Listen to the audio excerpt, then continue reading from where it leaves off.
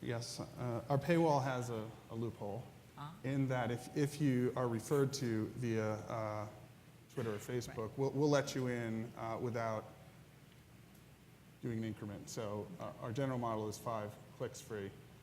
But if you come in through a referrer, we'll let you go in there because the opportunity then is that you will go on to other bits of content. And eventually we'll have the opportunity to sell to you, or you will continue to promote that to your audience. Okay. It's an intentional loophole. It is an intentional loophole.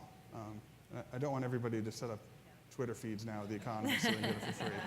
Reading it right now. But one of the opportunities, I think, for publishers in the social space, in addition, and not necessarily requiring a loophole even, is social login. So the FT is actually really evaluating that opportunity right now and looking to launch this year because it's a way to bring users in at a known user level, so they come in, it's easy for the customer, it actually removes a barrier, but it creates an instant relationship for you with that customer. So I think that's a real opportunity. We have a similar initiative that's actually going on right now.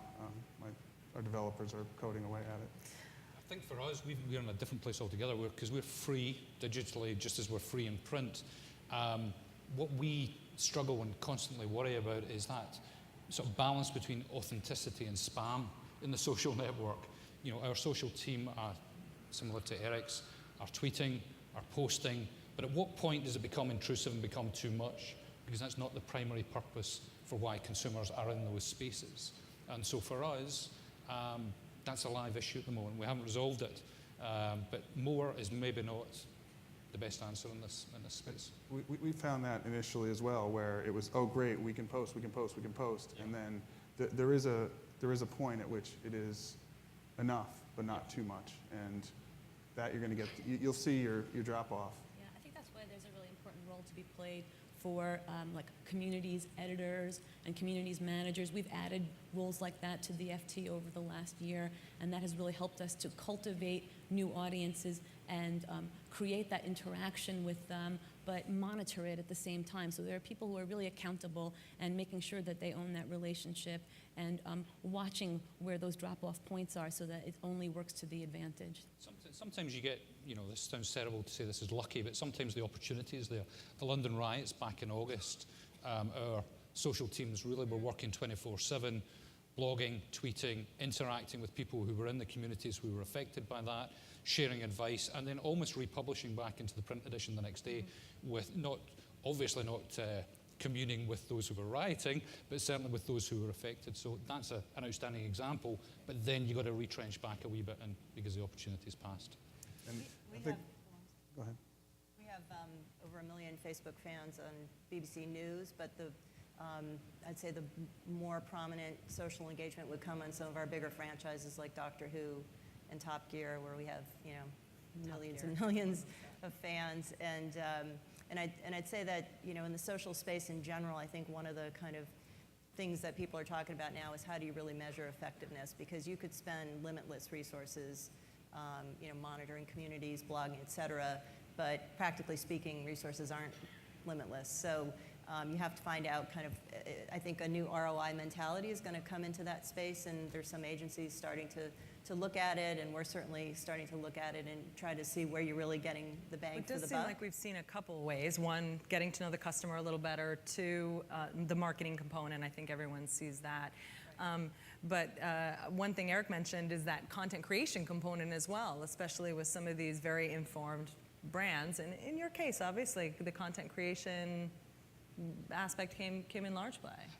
Content creation from consumers back to us. Yeah, I was interested in what Michael said in the first presentation, where he said that big brands, or he implied big brands should kind of stray away from user-generated content. Actually, we're not finding that at all. We've got an audience. Like anyone here. No, we didn't agree with that at all. We've people who want to interact with us, or even to take it really a step even further back, to go back to the print product. User-generated content and conversation in the print product is 4 times what it was a year ago, simply because letters, emails, texts, posts, tweets, those paid are now reflected in the paper.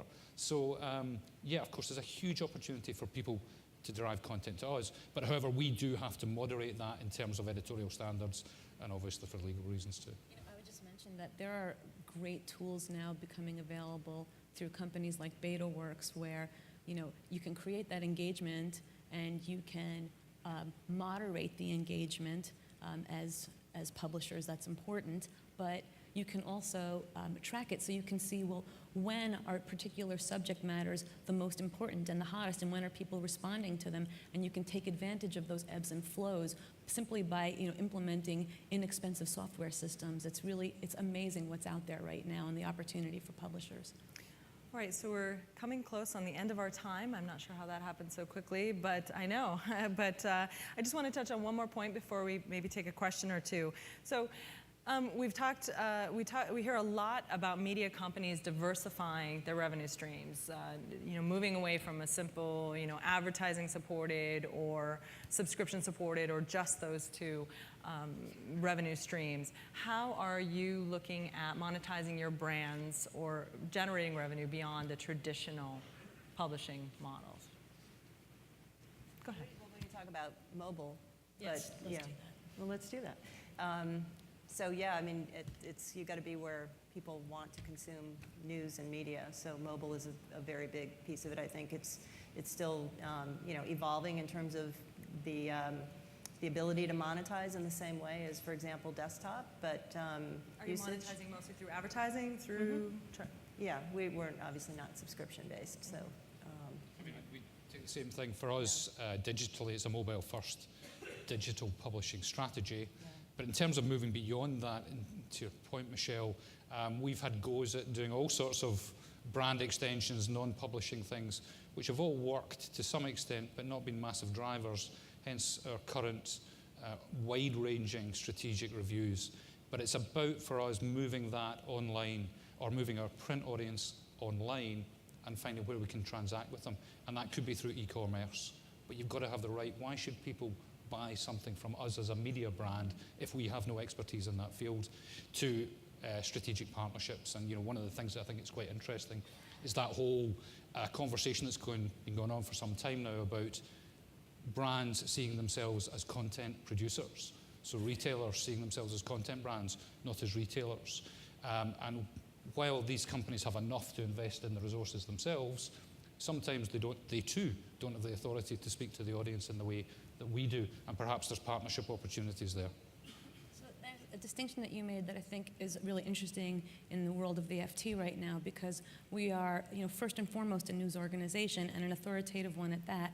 However, on the commercial side of the business, we actually do look to retail all the time to guide our commercial strategy. And